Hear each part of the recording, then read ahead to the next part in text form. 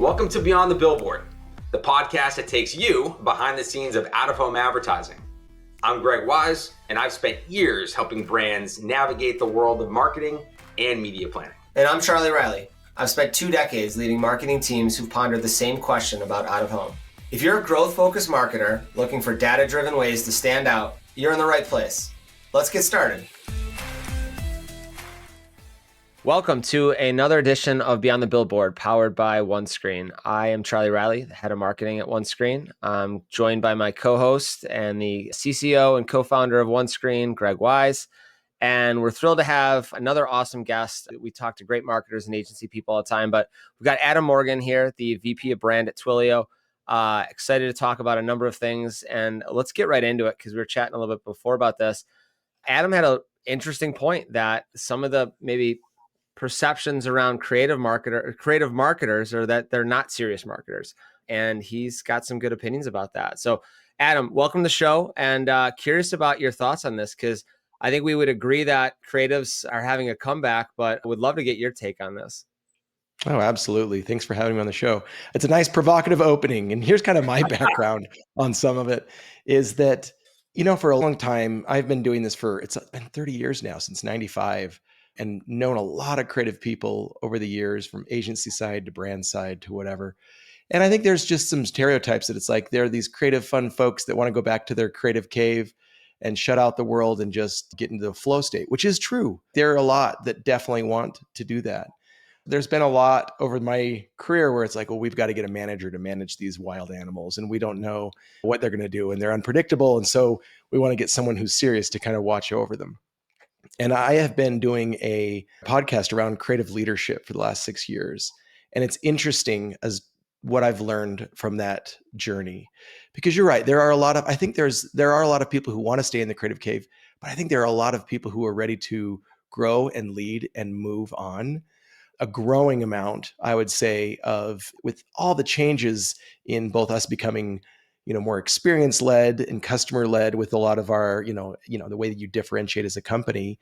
And that leads to really great brand moments or great creative moments. And I see a lot more people stepping up and understanding that that's the big differentiator. And so they want to be a bigger part of the storytelling and the process and getting out ahead of it. But there is still just this perception in marketing. Like we were looking at creative career paths, and a lot of creatives just feel like you can move up to become like a creative director and then you're cooked, right? But the reality is I've seen more and more lately, some who have come from a creative background moving all the way up to CMO or even head of marketing. And so there is a path there. There is an opportunity. But I don't think that in general in marketing, when we're looking for the next CMO or VP, they're like, oh, we need to get someone who comes from like a growth mindset, or not growth mindset is right, more like growth marketing experience, right? Or someone who's been in data, or someone who understands metrics. And I would challenge that. I would say, is that the most important thing? I think that's traditional. If we think, sorry, I'm going to go off here for a while because you brought up. Do it. If we think of even like boards of directors, and traditionally it's always been like finance or operations people, right? Like they're really good at numbers, they're really good at money, and that's important. But as you look at, especially in the day of AI today, where there's going to be so much AI slop and there's so much of the same that's going to be generated, how do we differentiate as companies? How do we differentiate as brands? And to be honest, like I could cite you study after study, but there's some great ones out there. McKinsey had a recent one a couple of years ago of like why creative leaders make great leaders, because their ability to pivot and change and understand the ideas and those experiences. And I would say, we need more creative thinkers on boards of directors. We need more creative thinkers as head of marketing. If we're going to differentiate in the age of AI, we need people who understand the emotional connections with customers and can prioritize and focus on those and create them. So the world is rife and ready for more creative leaders to come and lead big companies. But 2 things. Number one is that mindset that we're like, they're not serious marketers. They're just going to be doing it's like the fun, playful, creative stuff, and they don't really know numbers. And there is some truth in that, but I see growth happening there. I see more people stepping up. But I would say number 2, the biggest group that's actually stopping it is probably some of the creatives themselves, where they're not stepping up and learning to speak more marketing and learning to speak some of these, understand finance and other things. So I think it's a yin yang thing that's happening, but definitely there's a perception there. And I think it's rife to be broken. And there may be a new generation. That's my goal, is like, I'm an old fart. Like I said, I've been doing this for 30 years, but the next generation, maybe they'll break that code. And maybe there will be a lot more creative people who take the lead and create better experiences, better companies, better everything. Sorry, I'll pause for a minute so you can react. No, that was great. And there's a lot of ways we could take that. I was going to ask you this, and I think you sort of answered the question, but whose fault is that? Is it the creative marketer who has not leveled up and kind of had to learn how to read a spreadsheet and how to tell that story up the chain to the board? Or is that the C-suite who doesn't understand it's not pretty picture marketing? You can tie that. It doesn't all have to be attributed back to revenue. Like, is there fault across the board, or is that 100%? Yes is the answer. It's across the board. There are definitely creatives who aren't stepping up, but I see many who are. I think it started with the design-led movement. For a long time, creatives lived in agencies, and they really didn't live in at brands or at companies, right? I remember me in the mid 90s, like no one would ever want to go in-house. It was like a death sentence to your creative career. But that changed with the design-led movement, where it's okay, now innovation with product design is a valuable thing, and companies started to see it. So since then, I've seen more and more people who have skills in storytelling and design and creativity moving more brand side. And so I think it's a push-pull thing. There's definitely going to be a lot more that need to step up and need to just get out of the creative cave.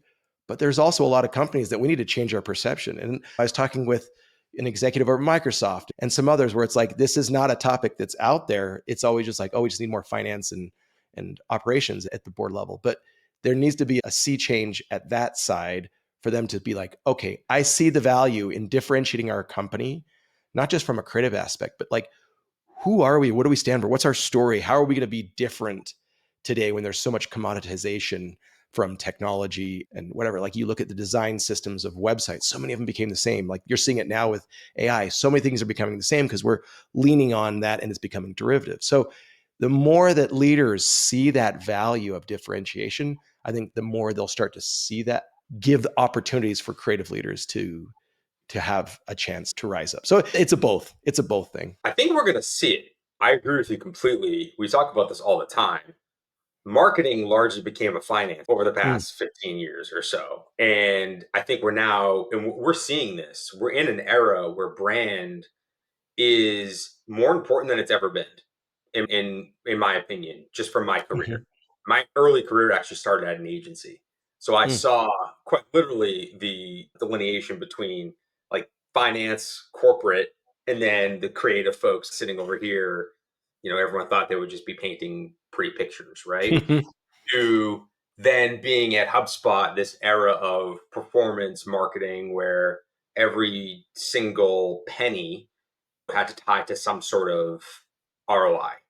And now we're seeing brand at the forefront again.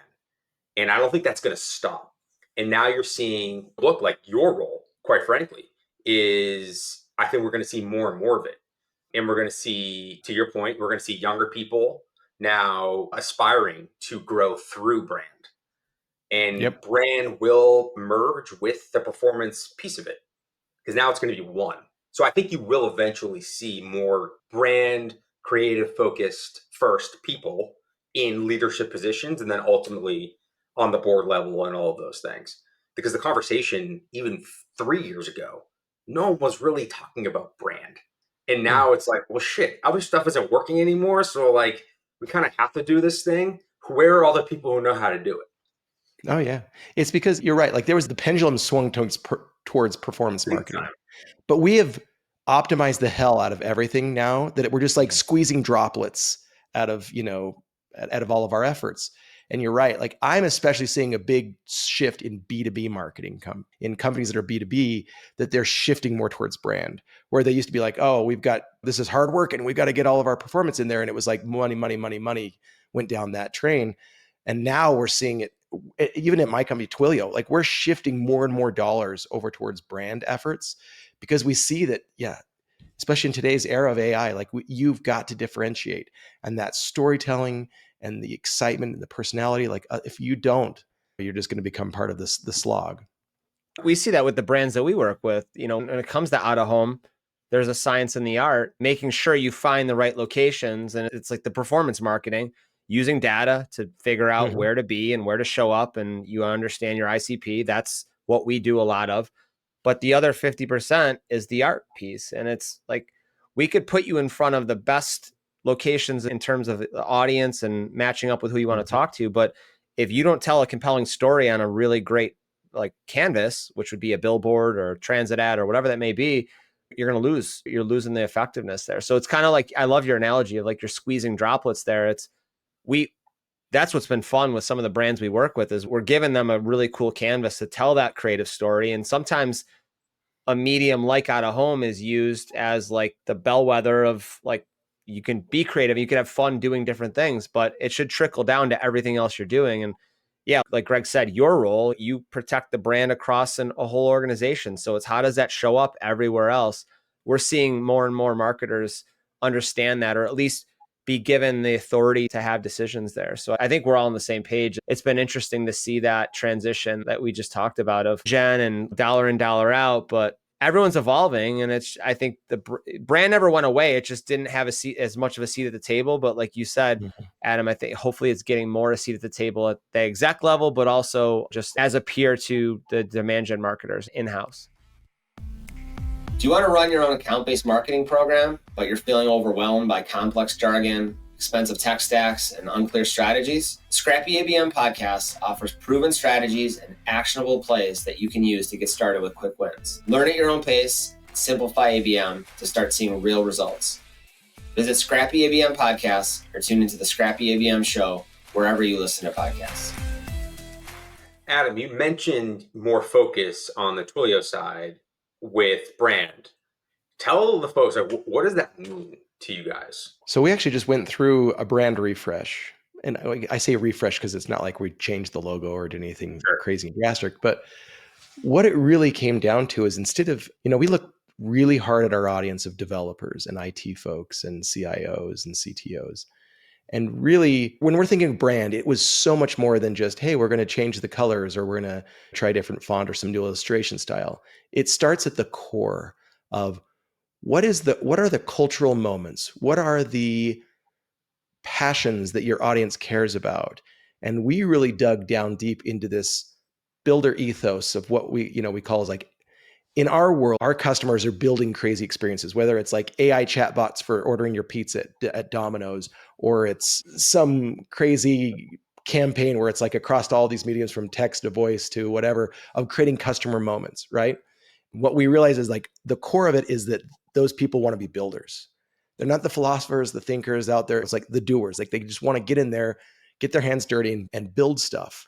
And so for us, the branding in my mind is like, it starts with story. It starts with emotional human connection. Like, do you want to go out and make a dent in this world and take things apart and break it and build something better? If you think even where it moves into culture, it's like everyone's afraid of AI taking jobs except builders, because builders are the ones that are going to be making new jobs and new technology and new moments and new things. And so the excitement of like getting behind, that's number one. So it's more than just creative look. Once we established that builder thing, then it was like, now all the shapes and the fonts and the angular things and the bolt on, like all of it comes together afterwards to build onto that builder ethos, even down to like why we choose certain colors, why we choose, again, shapes and fonts and all the parts and pieces and photography and the stylized whatever, so that it fits that culture. So for me, when I think of like branding, it's not just what's the look and feel. It goes into, are we doing partnerships with certain other companies that are all about being a builder? How are we a brand for builders? And how do I extend that from campaigns to social media moments as being a part of culture to whatever it may be, that all ties back to kind of the ethos. So it's bigger. And that's where I think like that storytelling and the strategy and all that stuff really comes in more so than just creative. What could marketers learn? You've obviously had a lot of experience doing this. There are probably marketers listening to this that are maybe getting pushback on that. Like, we need more brand investment, and they're maybe getting questions on why. What has worked for you, or what advice would you give someone who's getting pushback, and maybe they're in an organization or it's mostly demand focused, but they see the ability to have brand be more involved with that? What would you say to them, or what advice would you give to maybe help start that story? I get this question a lot, especially after some conference or something. Someone will up and say, how do you solve my problems? I want more brand. How do I get more brand?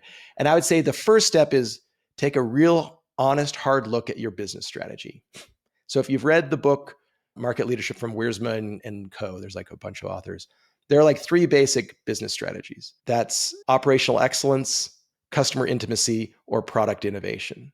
And the real answer is only 2 of those are going to require more brand efforts. If you have a company that's operational excellence, so it's all about, I'm building a bunch of trailers and we're just all about price point and shipping it out and getting across channels, you're kind of screwed.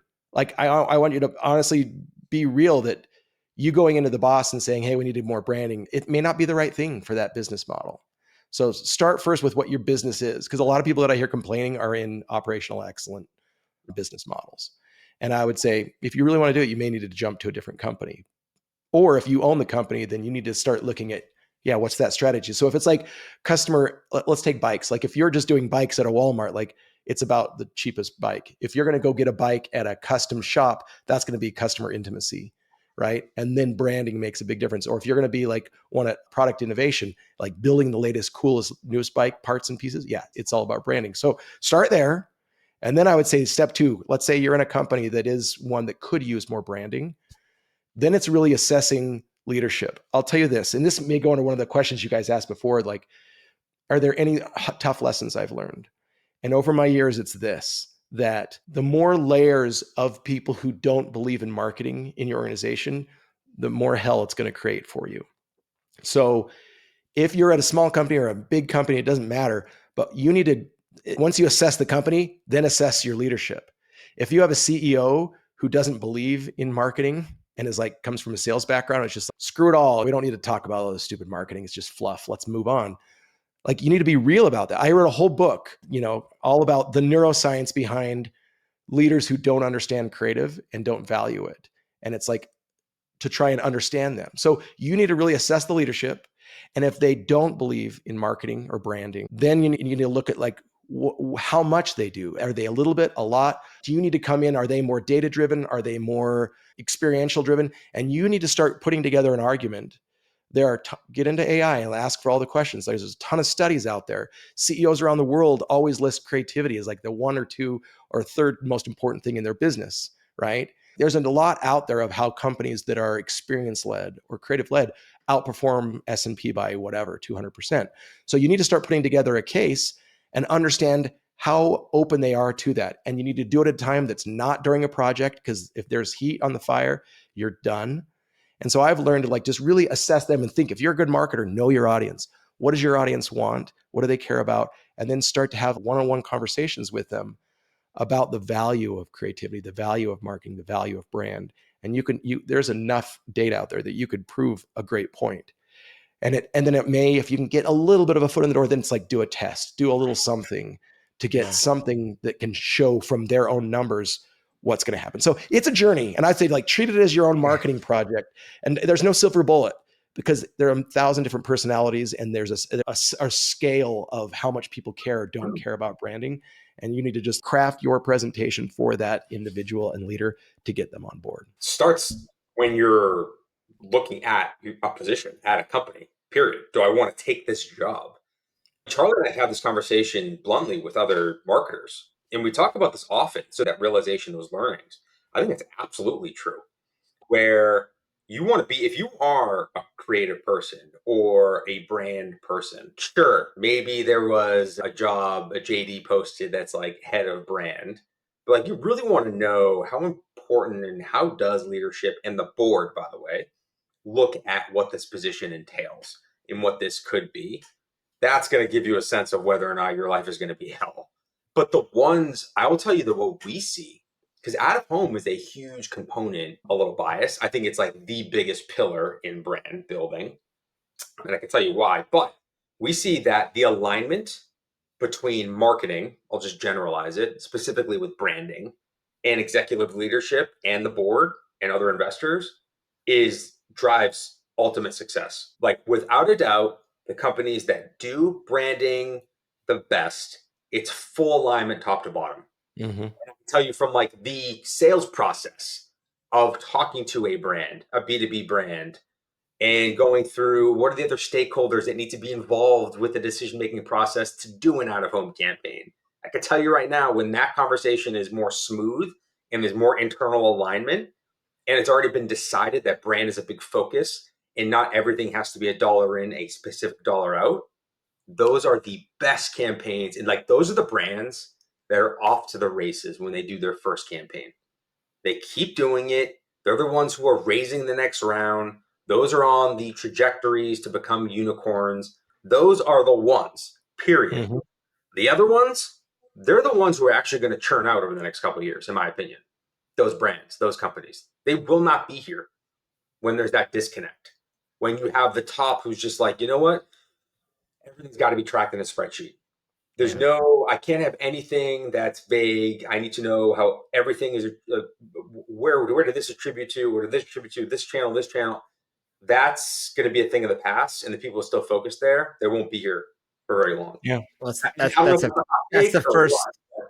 that's the first example Adam gave and I think you brought up really great points. We've talked about this ad nauseum, the marketing maturity of the rest of the organization and the internal marketing that has to happen. Like, you should assume as a marketer, you're going to have to do internal marketing. But if the majority of your time is selling why your job and why your function and why brand is needed, and you're doing that more than the external stuff, it's just an uphill battle. It's very difficult. But yeah, I think those are great points.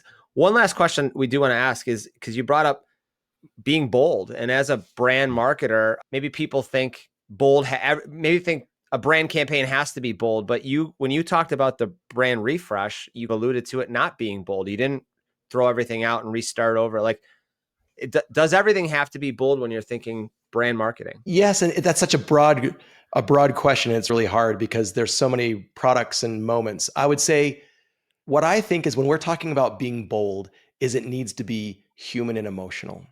If you really think about what creativity is, it's an emotional connection. And you can have great emotional connections and moments without it being shock value. So I really want to be careful there that when people think of bold, I'm not saying that you have to be shocking. Sometimes you can. But for us, when we did our revamp, it wasn't that we're being shocking and just doing crazy stuff and stunts just to get attention. Like, that was 2001 in my experience. Like, there were so many companies and startups that were just doing crazy stuff just to get attention because it was the big .com boom. What we do need to do when we say bold, if I'm meaning bold, you need to go out there and truly understand the motions that will connect with your audience and really push on it. Because being safe is just doing vanilla, and you're losing money. You're losing market share. You're losing everything. So yes, I think you should be bold, but interpret bold as in, like, for us, understanding the mindset or even a mantra. Like, we did this big video that was very introspective. It was all like, what am I going to build today? How am I going to make a dent in the world? How am I going to make a difference? Am I going to try something here or there? Like, it can be thoughtful and still be bold, right? I like that. Yeah. It could be funny and be bold. It can be arresting and be bold. There's a lot of ways to be bold, but it's really about, to me, it's finding and really understanding. Because I think, going back to the whole thing, like, I'm not telling CEOs, stop measuring things, stop doing performance marketing. You need both. There's going to be a balance of all of that. You need to make sure you have all of that happening. But if you do that without the boldness and the branding, you're just squeezing too little.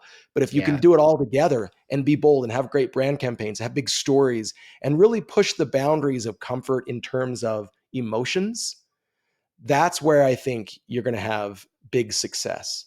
Love that. Yeah, that's a great answer to that. That's awesome. Adam, this has been great. We really appreciate it. How can people find you? How can people get your book? What's the best way to get in touch with you? Yeah, sure. You can I have a website, adamwmorgan.com, because let's be real, Adam Morgan's like the most common name. There's even a city out there in Washington, D.C. But so that's my website. You'll find articles that I've written on my Medium magazine, but probably the best is realcreativeleadership.com. That's where I'm pouring a lot of energy. It's a video podcast where you can learn all about creative leadership. The book's on Amazon. Sorry, Spock, Emotions Drive Business. But you can find that info on my website. But reach out on LinkedIn, whatever. Let's have a conversation. That's where you can find me. Love it. Adam, this has been awesome. Thanks for enlightening everyone about brand marketing and just great advice for everyone. So Thanks for joining. For Greg and I, thanks for tuning into another episode of Beyond the Billboard. Tune in next time, and we'll be back next week. Thanks. Thanks for tuning in to Beyond the Billboard. If you liked what you heard, hit subscribe so you don't miss the next episode. And if you found value today, share this with a fellow marketer who should be thinking bigger about out-of-home advertising. If you're looking for a template to build your out-of-home program, visit onescreen.ai to get a free media plan or connect with us on LinkedIn for all the latest out-of-home insights. This has been Beyond the Billboard. We'll see you next time.